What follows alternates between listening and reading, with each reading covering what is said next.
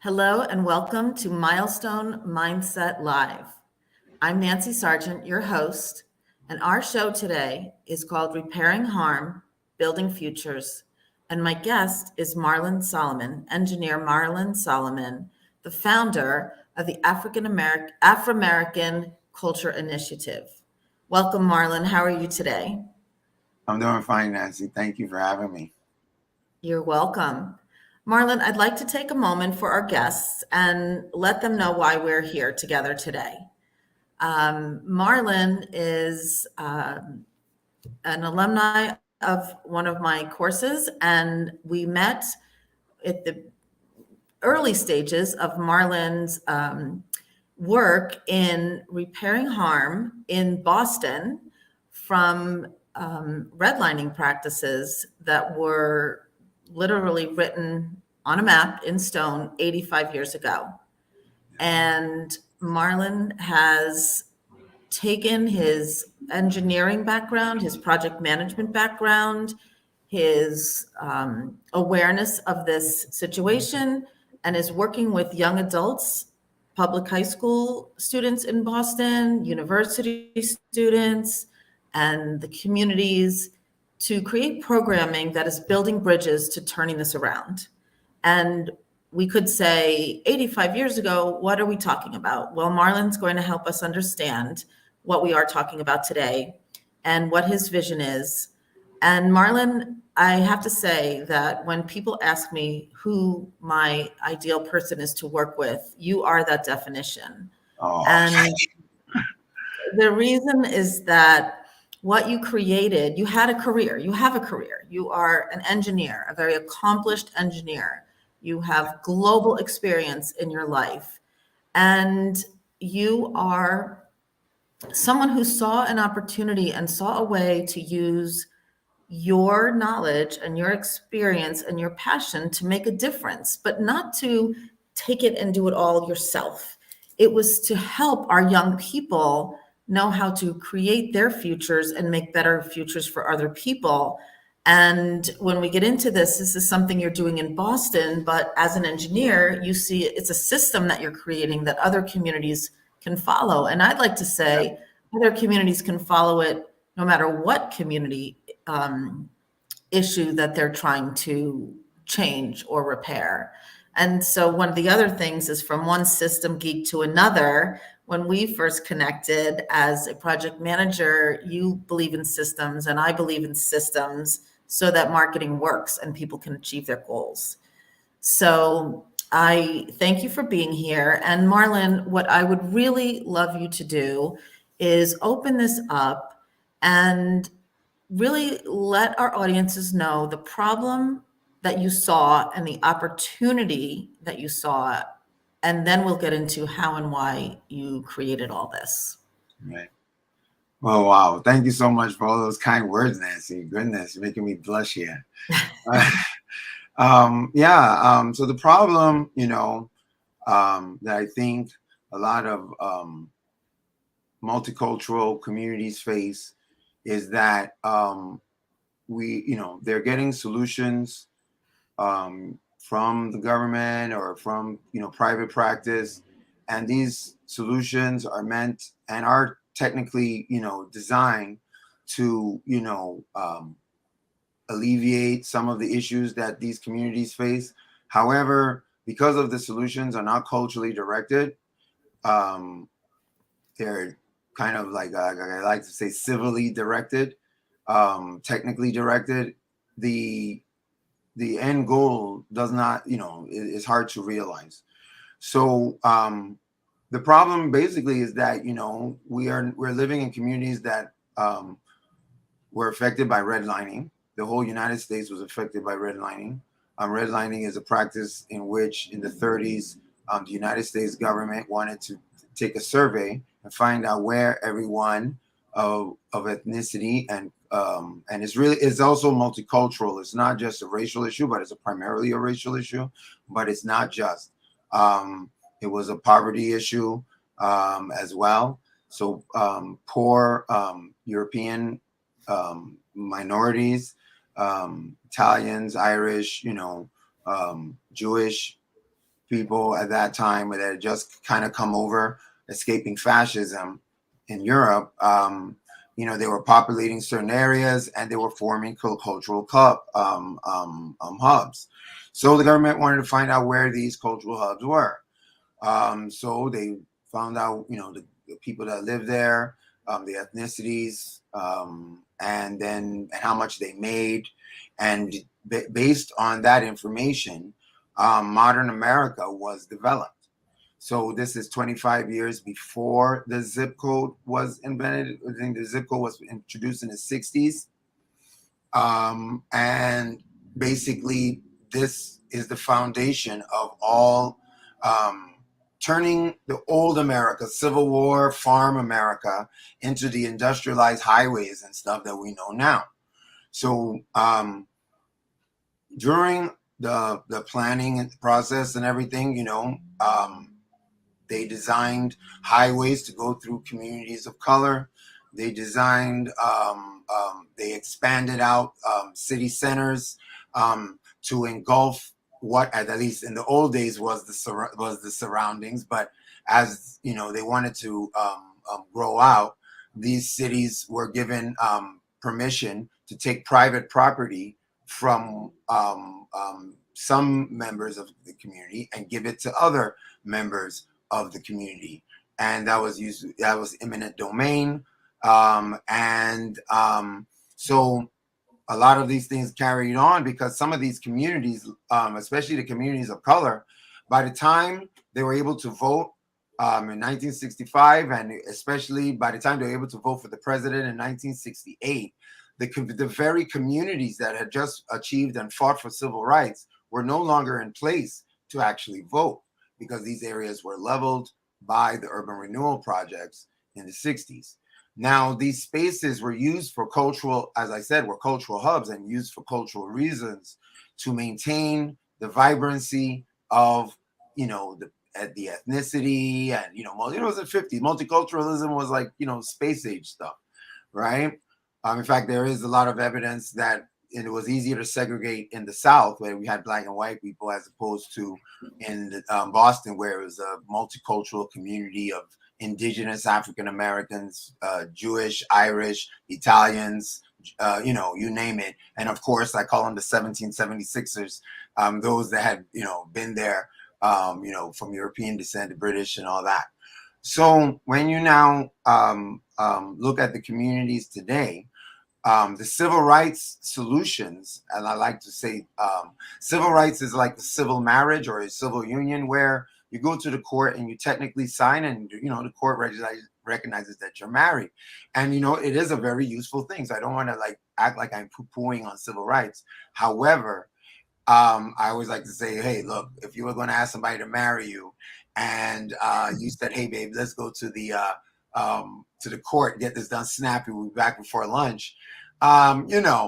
You might get a refusal on your hands. So, the idea is that cultural rights is the cake. It's the culture, it's the tradition, meeting my mom. This is the new level of civil rights that we need to achieve if we want to achieve healthy multicultural communities where there's kind of like a micro segregation, yes, but it also serves as a source of pride, economic activity, and so forth and so forth. So that's the problem. The problem is that we have civil rights solutions everywhere we go, and they are not culturally directed to aid the indigenous African American in particular through this process. Now you say, why would the indigenous African American require any special attention?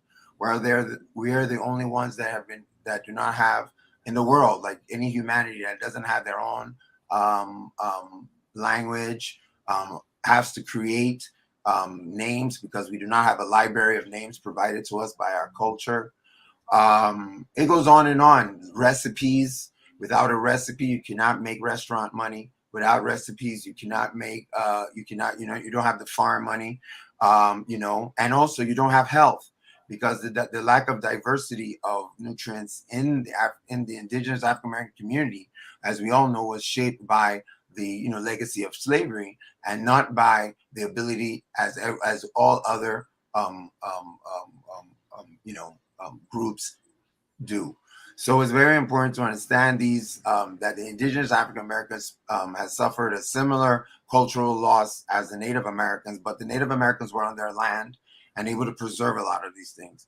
So if you look at the 100 years from slavery to when the Voting Rights Act, that you could consider that cultural development time, freedom, going to Harlem, right, and developing jazz and blues and all these other things for 100 years. The cultural integrity grew to the point where these communities now were able to stand up for their civil rights, which they did achieve. But nobody understood that if you now overlayer the infrastructural history with the history we all read in for Black History Month, you'll find out that these communities, at the same time that they were given, urban renewal was wiping out in Boston the indigenous African American community. 60%, that's where the 6 and 0, 60% of that community was taken out, including all the churches, and these spaces were used for education, training, practicing music, right? Handing down that musical talent to other generations. So without these physical spaces, right? I always say there's a relationship between culture, land, and law. And when you're on a land, you have to be on land, and you have to be in a safe space land, right? You can't just, you have to be in a safe space in order to practice and develop your culture. So people that could play instruments in the 60s, their descendants 2 generations down are unable to play their instruments because, well, primarily they don't have the spaces, right? The welcoming church spaces to encourage them to become the Arethas, the Beyoncés that we all know and love. So that problem requires us to develop systems and develop that will culturally support the integrity of the indigenous African American community. And that is the primary source for our project management, which is to build community, strengthen community, and prevent harm, repair harm, and of course, promote inclusivity so that we have a vibrant exchange of ideas in our cities. Every time I talk to you, Marlon, I could just listen for hours and I keep learning something new. What I'd like to do in this time frame with that introduction is to have you jump right into what was the solution you envisioned with the cultural component at its core. Right. And from envisioning it, this is again why you are the ideal person I love to work with. You had an idea. Were you the only one who had an idea? I don't know. But my husband always says, you can have an idea, but unless you get off the couch and do something with it, it's just an idea. So what was the idea that you had? And then what is the formal program that you created in Boston that is making an impact? Thank you for that question. Well, I mean, the first idea came because I identify as an African American that grew up in Nigeria. My dad is Nigerian.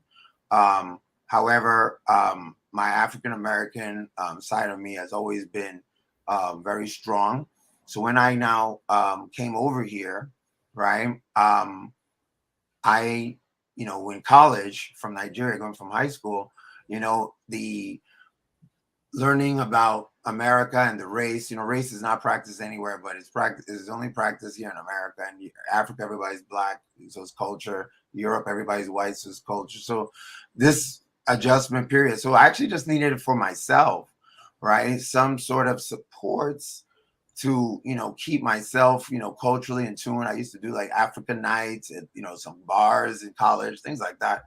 But as I went back to Nigeria and for after college and really got reorientated as an adult, and coming back here, I remember my first program was the Lives in Me program, and that was designed to bring my. I realized that my African American side, they didn't know about my Nigerian side, and then they were on the flip note, my African American side had misconceptions about my African side. And then I wrote my first trip to Ghana, which was I realized that there was no one-stop place for indigenous African Americans to know how to go to Africa. When you're a second-class citizen for generations upon generations, it's not just pick up the passport and let's just, you're not even used to going to different parts of your own city, let alone traveling the world. So that was how it started. And then I guess my engineering, project management side just took over, and I started developing more system. And I realized that, like you said earlier, this is not I can't do everything. So I now shifted it more into education and developing curriculum. We've been very successful because, well, one is my lived experience, but also because of my engineering thing. A lot of what we do is data driven. Every single event is we have, digital ways of adding data. Every participant of our event. So please come to all our events, a little free plug for Black History Month.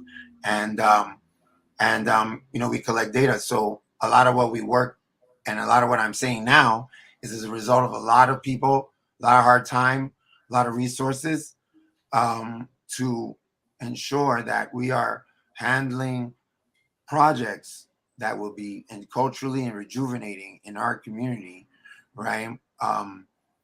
And Marlon, let me interrupt for a minute. Yeah.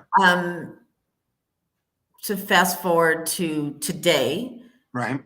The programs that we've worked together on currently exist. Let's identify exactly what they are and who participates in them and who has been supporting them.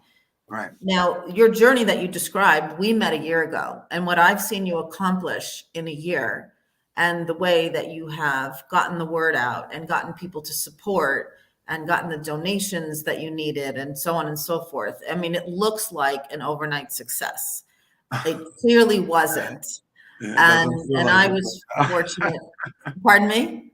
So it doesn't feel like overnight success, but I appreciate that. I know, and you've got a big month coming up here. Right. So let's just identify for our audiences the exact programs that you're running now, right. And how are you working with these young adults? And go ahead, let's catch up on that. Our flagship project, which is kind of modeled even like after civil rights stuff, is to deal with students. Right. One of the cool things about culture is that there's a roadmap for us to follow. So we deal with young people from 15 to 18, as also college students as well, 19 to 23, especially Boston Public School youth. We work with them to develop projects of things that happen and some of the history that happened behind the red line, like we like to say, right? We call it the Green Book history. So we document, especially with my infrastructural history, some of the spaces and things like that, and what happened in the spaces, so the kids get to do projects. We have some projects on Bill Russell. We have some projects on the Jewish community that was here in Boston, on our cultural diversity pathways to understanding, and then we also have our music history, which is also very exciting project where kids get to delve into the mindset of some of the greatest lyricists and stuff, and learn, about that time of their, I guess, indigenous African American cultural height during the 60s when we had, really achieved a lot. So our kids work in the summer program. They're getting paid. Excuse me, who are our kids? Who are the students? The youth that apply from the multicultural communities here in Boston, youth of color from underserved communities, and they participate in our program. We're a Boston Public School partner, so we get a lot of infrastructure from them, hire our teachers from there, and we put together project-based program where our students now get to enjoy this little environment that we create for them, and with supports like Wisdom of Elders program, where we have elders from the community. We give them like the Corey is what we call it here, is like kind of like a background check, and then we have this list where the kids can call and reach out to realtors and other leaders in their community and form this level of mentorship that these old cultural hubs used to be very famous for.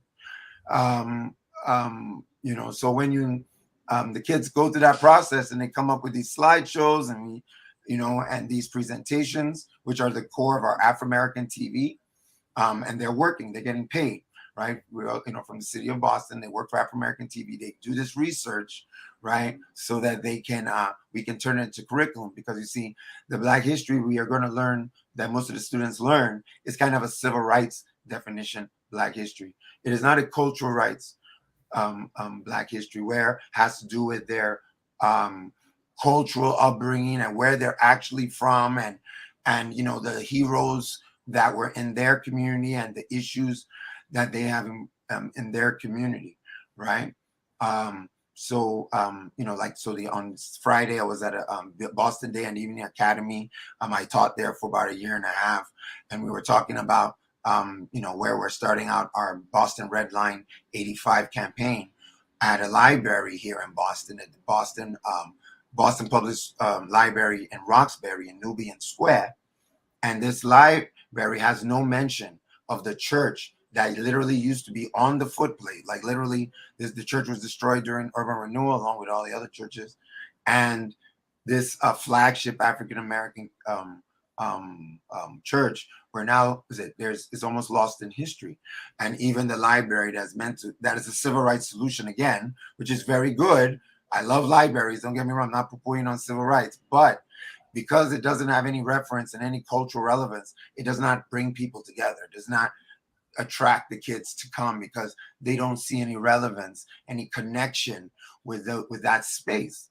And it's a shame, because historically that is their space. That's why Nubian Square was named, though. That's the only aberration of African American cultural land in Boston. So it's actually very important. So our kids do this. We take these projects on, and then we hopefully develop them out, and then give them to, try to get more funding to turn them into, YouTube and things like that, where our kids are engaged in, right? I think the internet is great, right? But it also needs to be culturally directed, right? We need to be, understanding that not all the internet is great, and that's a big problem right now. But we could have sections that are very culturally engaging, right? With what's going on with Tyree Nichols, God bless his soul, in the community, right? These kids are looking for outlets to vent and but they also want to be constructed, right? And so we want to give them these tools and these ability. So the kids will be recording, we'll be taking them to like the veterans, hospital there, things like that. Then they're going, because we need to get the story of that church, right, from people, so we can maybe have some stories to tell. So that's really what Once Upon a Time in Nubian Square is about.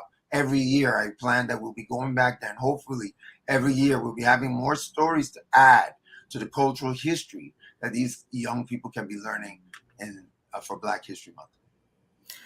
Marlon, for the general concept of what we're talking about here, culture keeps coming up. Right. And that's a big topic. Genealogy, shows are about this. This is very big. Life. So if we, and if I oversimplify this, you just put me right back on track. But what I see you doing is taking the heart and soul of who you are and who others are, and finding, as you said, constructive, systematic ways of building bridges that celebrate what makes someone unique and what makes someone proud. Now, every time I talk to you, like I said, I learn about something else you're doing, which is, so we can't even capture in here all of that. But I would like we have a few minutes left today, and I would like to say, or impart, how you have in the past year, since we started knowing each other and working together, gotten the attention of the Boston Public School leadership, government officials, religious institutions, music, etc. But you're on the map, and that didn't happen overnight. Right. But methodically and systematically, you did that as well. So maybe the best thing to do is, even though I like to usually have these shows be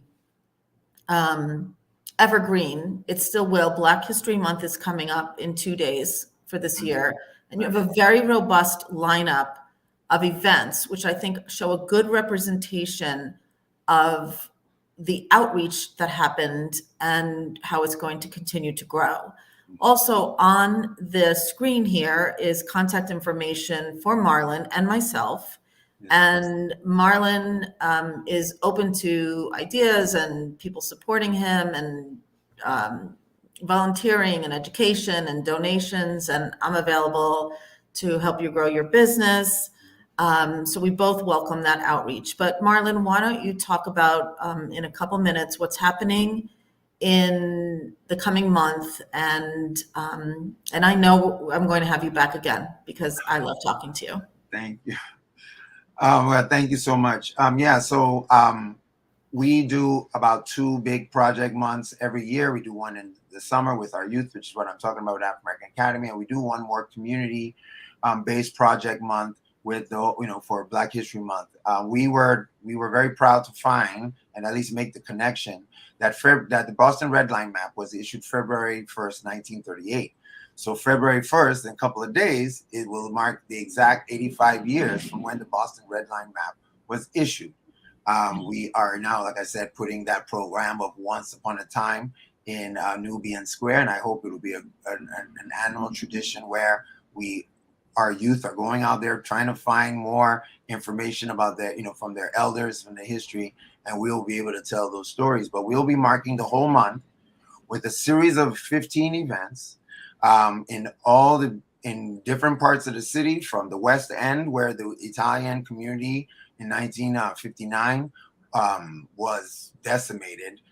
Literally, like the whole place was taken out. And then the South End, where Bill Russell and Slades and Wally's, and where this indigenous African American hub of soul food restaurants and jazz clubs and everything like that used to be. So we're going to be there. We're also, like I said, we're going to be in Nubian Square, the site of the church. So the locations actually have a story to tell, right? It's a multicultural. We're also going to be doing one in a temple as well. One of the old temples of the Jewish community that were yellow lined, doing some events on yellow lining. It's very important to understand that red lining is for poor and maybe poor and people of color, right? And then yellow lining is you don't want them there, but they have money.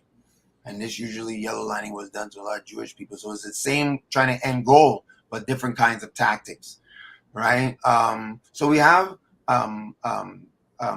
I think one that will be of specific interest on February 2nd, for those especially that are not in Boston. We will be having Leah Rothstein, the daughter of Richard Rothstein, who is the authority on color of law.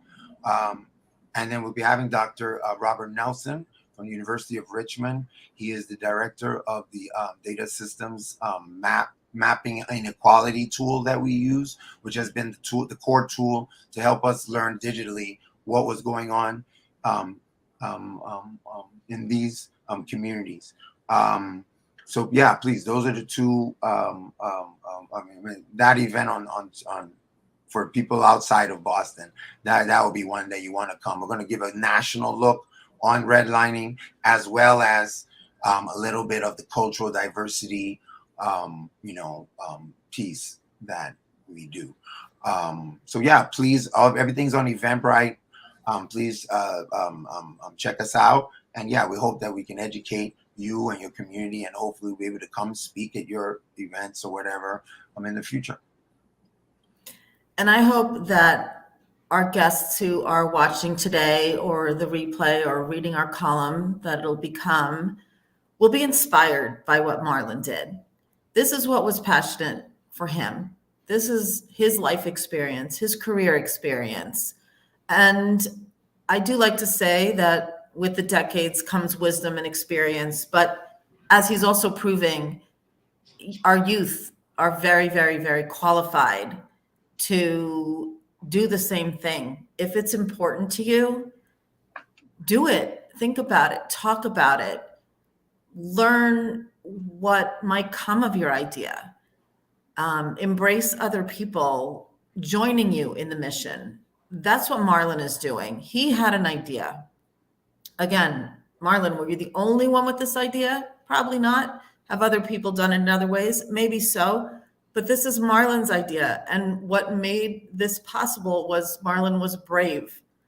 And I'm sure you didn't think about it that way, Marlon, but you were. You got off the couch.